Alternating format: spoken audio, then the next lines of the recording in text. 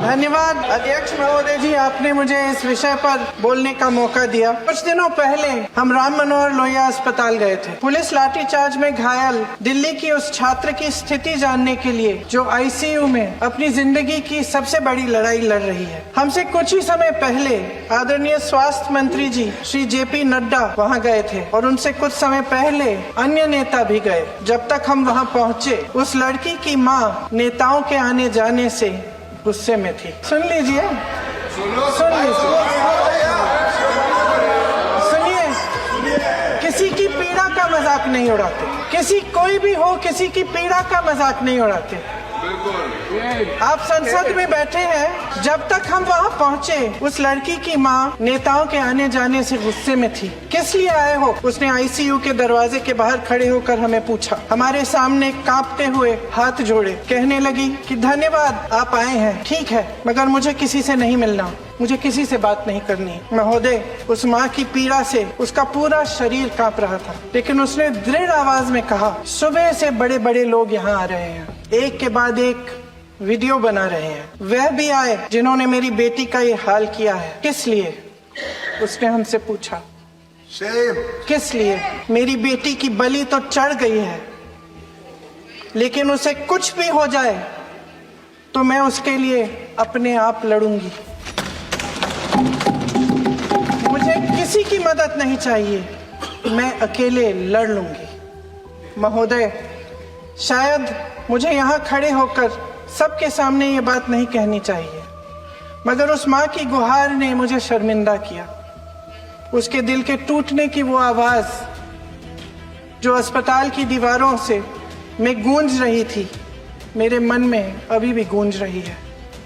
इसलिए उस माँ की इजाजत लिए बिना मैं आपके द्वारा आदरणीय प्रधानमंत्री महोदय जी और आदरणीय गृह मंत्री महोदय जी से पूछना चाहती हूँ कि क्या जरूरत थी एक मासूम बच्ची पर इस तरह दमन करने की? क्या जरूरत थी उन छात्रों पर आंसू गैस चलवाने की, उन पर लाठियां बरसाने की, उन पर वाटर कैनन्स चलवाने की? क्या जरूरत थी उन नौजवान लड़कियों को जलील करते हुए उनके कपड़े फाड़ने की, उनको बेरहमी से गंदी तरह पिटवाने की?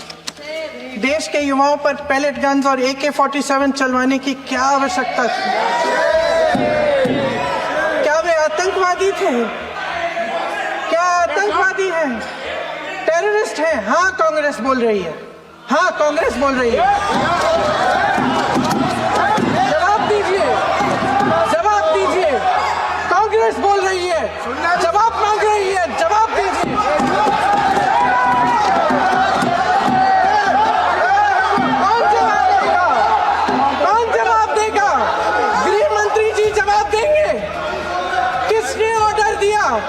किसने ऑर्डर दिया पैलेट गन्स चलाने के लिए?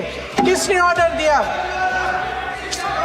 आपके माध्यम से मैं पूछती हूँ अध्यक्ष महोदय, किसने ऑर्डर दिया? प्रधानमंत्री जी ने दिया? गृह मंत्री जी ने दिया? जवाब देंगे? पूरा देश पूछ रहा है, सिर्फ कांग्रेस पार्टी नहीं पूछ रही है, पूरा देश पूछ रहा है। अध्यक्ष महोदय, देश के माता पिता पूछ रहे हैं, छात्र पूछ रहे हैं, अध्यापक पूछ रहे हैं, पूरा देश आज ये पूछ रहा है। और आपकी जिम्मेदारी बनती है कि आप इस सवाल का जवाब दें। क्यों डरते हैं आप इस देश के नौजवानों से?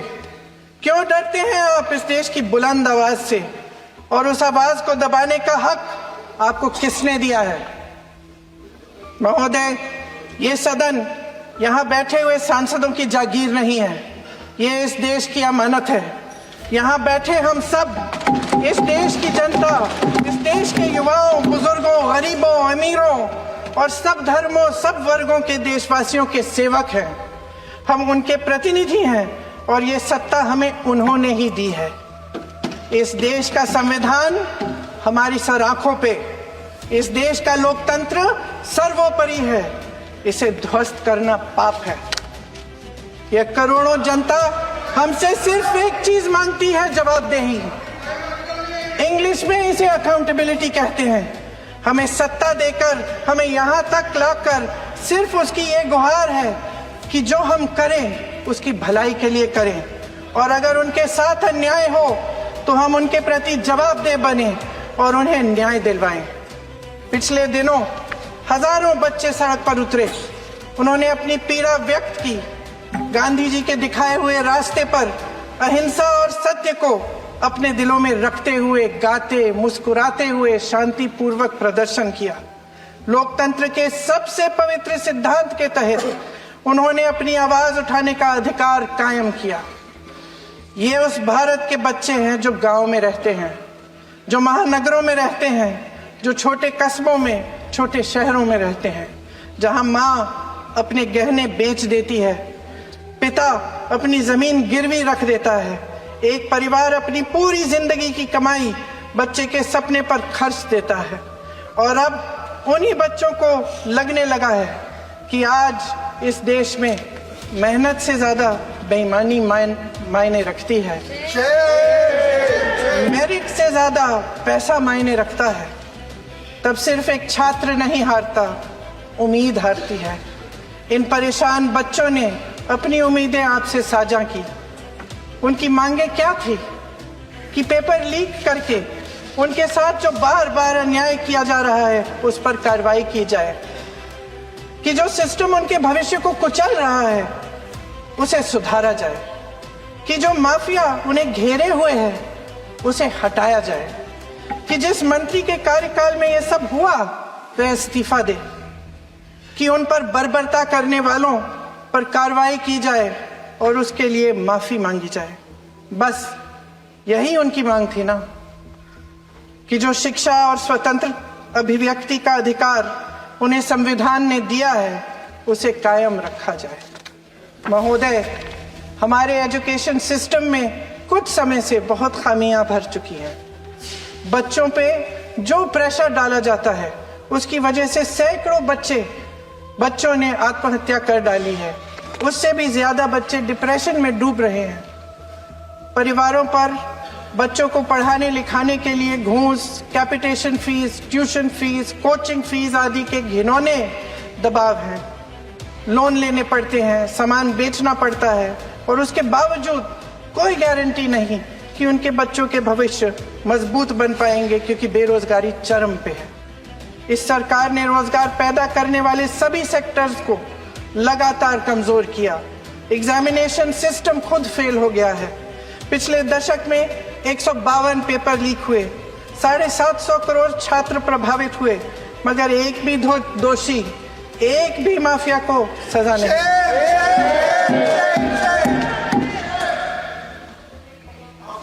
हमारे एजुकेशन में आरएसएस के प्रचारकों को भर भर कर उसे खोखला बना दिया है। जबरदस्ती एनटीए बनवाकर सिस्टम का केंद्रीकरण करके उसे और भी उलझा दिया।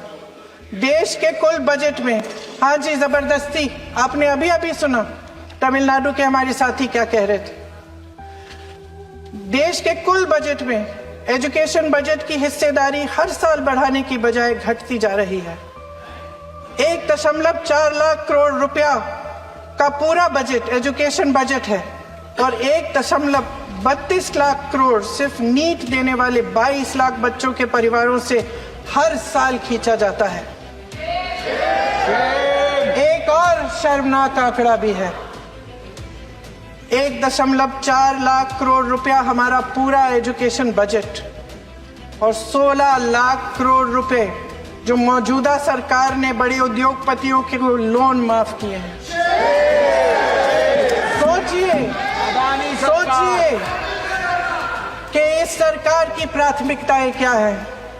सच ये है अध्यक्ष महोदय कि जिस तरह अस्पताल में उस छात्रा की मां का विश्वास पूरे सिस्टम से हट गया है, उसी तरह देश के युवाओं का भरोसा इस पूरे सिस्टम से टूट चुका है। और जब इस तरह देश के भविष्य, हमारे युवा निराश होकर सरकार और सिस्टम से अपना भरोसा हटा देते हैं, तो उस भरोसे को फिर से बनाने के लिए सिस्टम के अंदर से जवाब नहीं ढूंढा जा सकता। उसके दायरे से बाहर निकलना पड़ता है, नए सिरे से ठोस प्रयास करने पड़ते हैं। अफसोस की बात यह है अध्यक्ष महोदय कि इतना हो जाने के बाद भी आदरणीय प्रधानमंत्री महोदय जी और उनके साथी इस सच्चाई को समझ नहीं पा रहे हैं।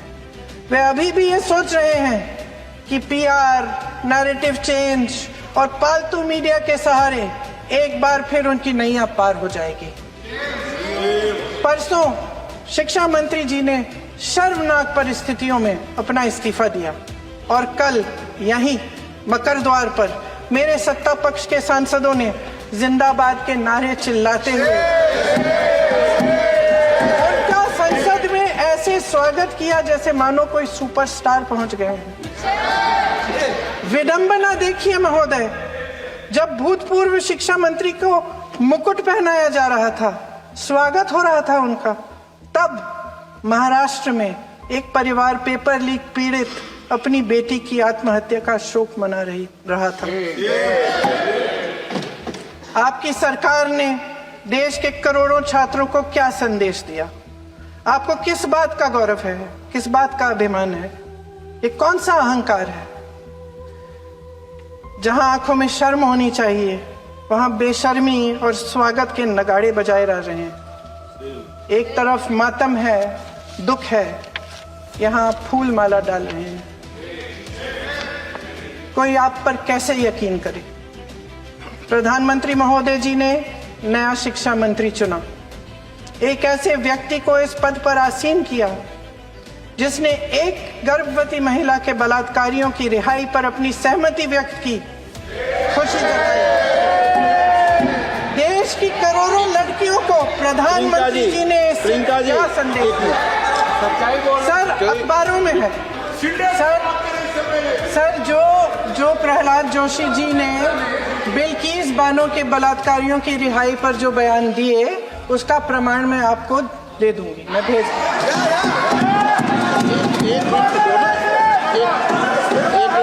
मैं ऑथेंटिकेट कर लूँ।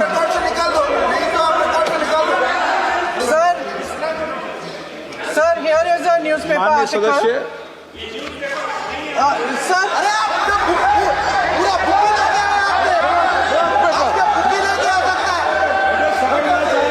Sir, written by a respected journalist. I will authenticate using this, sir. आप माननीय सदस्य प्लीज इसको छोड़ दें।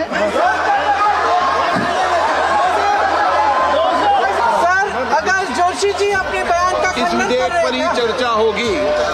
आप इस बयान का खंडन कर रहे हैं जोशी जी? माननीय सदस्य, मैं आपसे फिर आग्रह कर रहा हूं, इस सदन में इस विधेयक पर ही चर्चा होगी।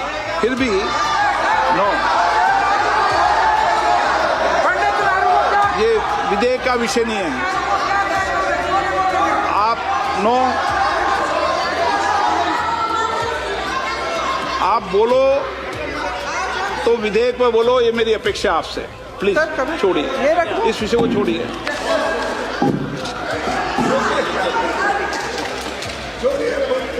आज हम सदन पटल पर एक ऐसे विधेयक में संशोधन पर डिबेट कर रहे हैं जो 2024 में पारित हो चुका था, और इसमें मुख्य संशोधन यही है कि पेपर लीक के अन्य अपराधों के लिए सजा बढ़ाई जाएगी। मगर जब से यह विधेयक पारित हुआ, तब से अब तक इस सरकार ने एक भी अपराधी को सजा नहीं दी। आपने देखा है कि कल और परसों से फेस रिकॉग्निशन द्वारा प्रदर्शन करने वाले बच्चों के नाम और पते सार्वजनिक किए जा रहे हैं, मगर यही काम पेपर लीक करने वाले अपराधियों के लिए अभी तक नहीं किया गया। ना इस विधेयक पे पेपर लीक रोकने के कोई ठोस कदम है। इससे देश के युवाओं का भरोसा कैसे बनेगा? अध्यक्ष महोदय, आदरणीय प्रधानमंत्री महोदय जी को आपके माध्यम से मैं कहना चाहती हूं कि शायद उन्हें अपने सलाहकार बदलने चाहिए। वे असलियत से एकदम टूट चुके हैं। नई कमेटियां बनाने से काम नहीं चलेगा। उनका अध्यक्ष चाहे कोई भी हो, राधा कृष्ण कमेटी भी व्यवस्था में सुधार लाने के लिए बनी थी। आज तक उसकी एक सिफारिश लागू नहीं हुई है। और इस नई कमेटी में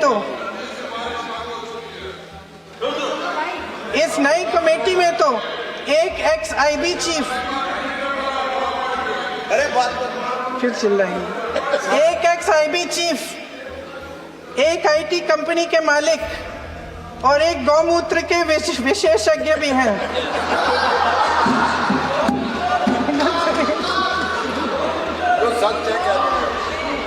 इन्हें शिक्षा के बारे में क्या पता जी?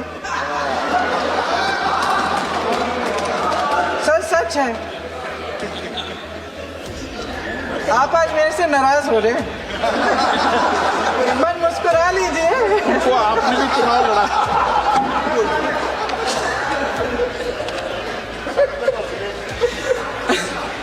सर, फास्ट ट्रैक कोर्ट्स का रिकॉर्ड पहले से ही बहुत खराब है। वैसे भी कल की सुनवाई में सीबीआई का वकील पेश ही नहीं हुआ। संसद में विपक्ष को दोषी ठहराने से, खोखले राजनीतिक खेल खेलने से काम नहीं चलेगा। आप जेन जी का भरोसा वापस जीतना चाहते हैं तो नए नए एंगल से, अपने फोन से नए नए वीडियो बनाने से नहीं होगा।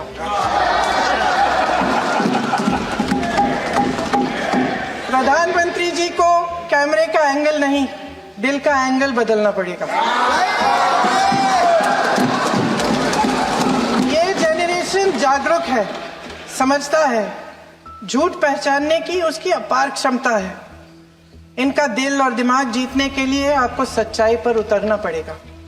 आपके शासन के चलते इस नौजवान पीढ़ी के साथ घोर अन्याय हुआ है, बर्बरता हुई है। इस सच्चाई को स्वीकार करिए। अपनी जिम्मेदारी से पीछे हटने से काम नहीं चलेगा। आदरणीय प्रधानमंत्री महोदय जी, आपको जिम्मेदारी लेनी पड़ेगी, ठोस कदम उठाने पड़ेंगे। शिक्षा विशेषज्ञों को इकट्ठा कीजिए, छात्रों, अध्यापकों, सभी स्टेक होल्डर्स को साथ लेकर, अन्य विचारधाराओं के थॉट लीडर्स के साथ गहरी चर्चाएं करवाकर एक नई शिक्षा प्रणाली तैयार कीजिए। मौजूदा नेशनल एजुकेशन पॉलिसी में 8 महीने तो एग्जाम चलते हैं, अध्यापकों को पढ़ाने का समय नहीं मिलता। सिर्फ आरएसएस के लोगों से भरने की बजाय सिस्टम को शिक्षित, एजुकेटेड, उन्नत और उदार दृष्टिकोण के लोगों से भी भरिए, जिनकी योग्यता सिर्फ उनकी विचारधारा न हो। रोजगार पैदा करने के सख्त कदम उठाइए, इस पर फोकस करिए। मेडिकल कॉलेजेस की संख्या बढ़ाइए, चिकित्सा शिक्षा का विस्तार कीजिए, ताकि ये बच्चे जो मेहनत कर कर के भी अपने भविष्य नहीं बना पा रहे हैं, एक उज्जवल भविष्य का सपना देख पाए। अध्यक्ष महोदय, छात्रों को सड़क से हटाया जा सकता है, लेकिन उनके सवालों को नहीं। हर लाठी जो किसी लड़की पर, किसी लड़के पर चली है, वे बच्चों की पीठ से ज्यादा सरकार की साख पर पड़ी है। देश के नौजवान न्याय मांग रहे हैं, भीख नहीं। वे यहां सरकार गिराने नहीं, अपना भरोसा बचाने के लिए आए थे। अध्यक्ष महोदय, आपके माध्यम से मैं सरकार को कहना चाहती हूं, अपनी साख बचाइए, अपनी नीयत ठीक करिए, अपनी अकड़ का इलाज कीजिए, अपने वादों पर अमल कीजिए। आपके शासन में हमने बड़ी बड़ी चोरियां देखी हैं। चुनाव में वोटों की चोरी, राम मंदिर में चंदा की चोरी, आपके उद्योगपति मित्रों द्वारा देश की संपत्ति की चोरी, किसानों की जमीन की चोरी। लेकिन सबसे बड़ी चोरी, हाँ ठीक है, सबसे बड़ी चोरी तब हुई। कहिए, बोलिए।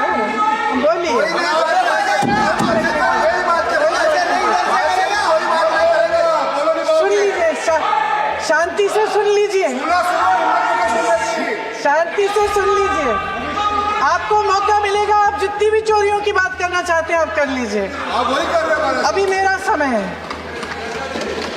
सबसे बड़ी चोरी तब हुई जब देश के नौजवानों के भविष्य, उनके सपने चुराए गए।